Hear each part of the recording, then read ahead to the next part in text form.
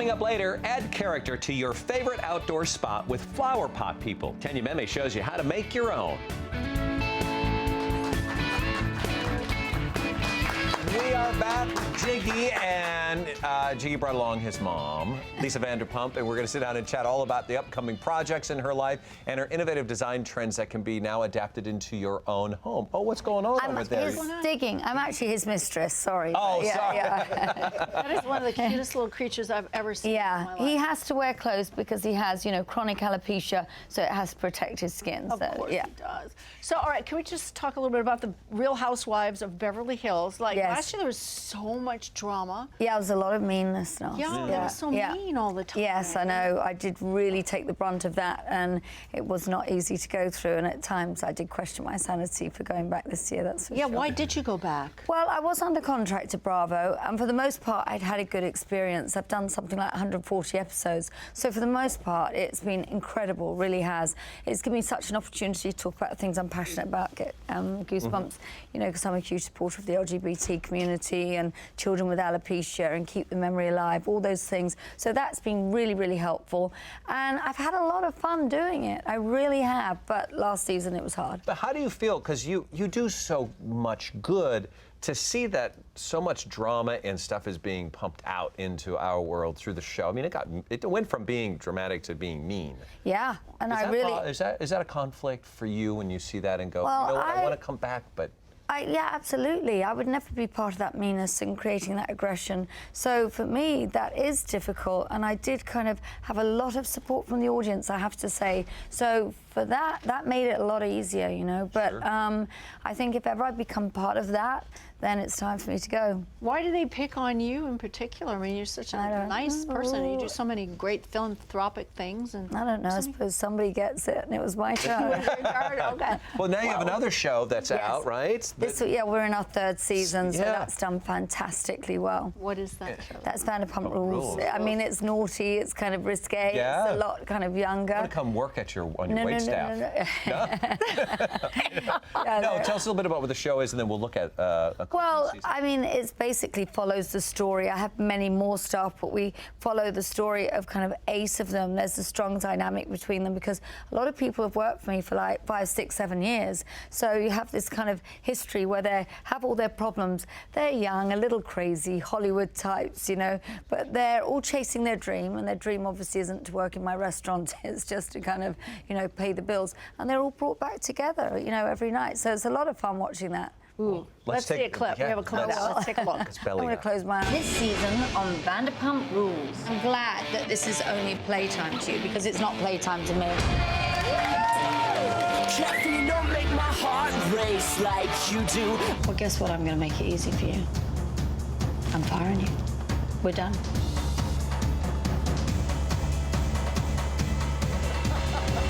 Be off.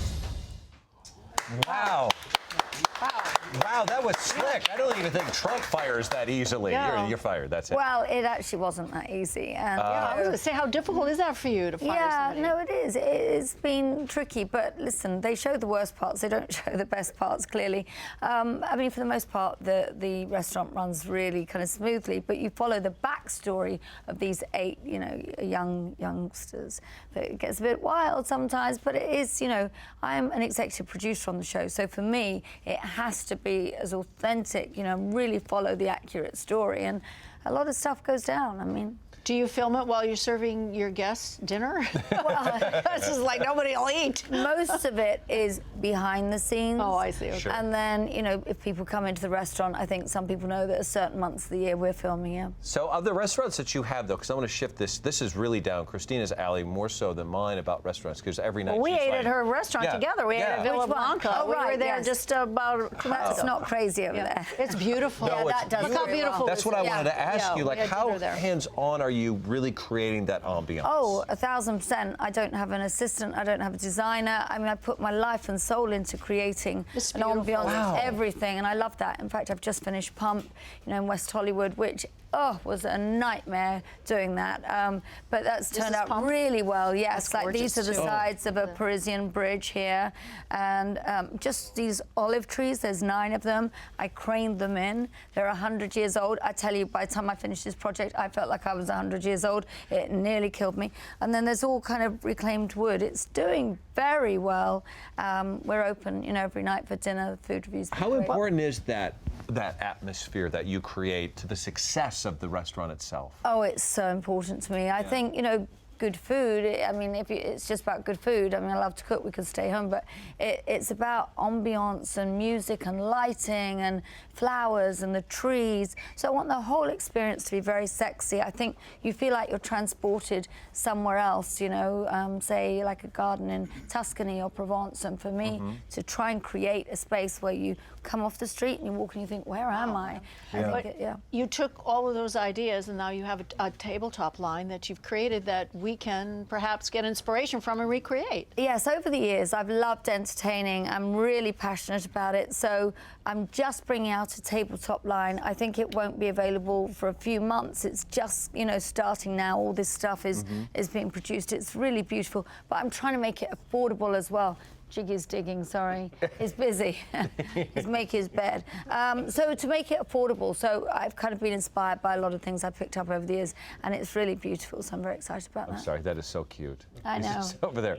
Tell us about your passion about, you have 2 very special, or 3 causes that you're behind, right? Yes, yeah. But why this one? Because because the well, Giggy became so popular because he was always on the show, and his little dog that wants to be with me literally will cry if I leave him behind. So he kind of developed like a following of himself.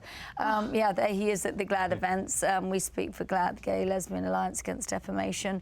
That's me receiving an Icon Award in support of the LGBT community. But then I thought, well, he's got such a following, he should have his own charity. So I'm not kind of comparing his alopecia to children with alopecia, but if I take him to events, he brings some levity to it. And joy. Yes, and I say to the children, what do you think of him? Do you like him? Would you like him better if he had fur back? And they say, no, he's perfect. And I go, well, that's the way your mummy feels about you. You're being recognized, Palm Springs. Yes. The event. What is it? What is the event or the recognition for? I am so humbled by this. I'm being awarded a star on the Walk of Stars this week. Totally blindsided by it, but it's an incredible honor. As you know, Palm Springs really embraces and supports the LGBT community, and I've spoken and been very involved with them for about 15 years. It's not just about the gay community, it's just about affording, the rights that everybody should have the same rights as each other choose to, live the life they live. Know how you do it. Yeah. Well, I do a little bit of everything, but yeah. Wow. Well, you do it well. Thank you so much. Thank all you. Thank you for by the way, don't forget to watch The Real Wild Housewives of Beverly Hills and Vanderpump Rules. Bravo is a place to find it. More on Lisa on our Twitter at Home and Family TV. Thank you. Again, next we go to Hago Garagosian from Doghouse. We're going to go eat some dogs. Not Giggy. Hi, my name is Hago Garagosian. I'm from the Doghouse, and today I'm going to show you how to make one of our famous sausages called Another Night in Bangkok.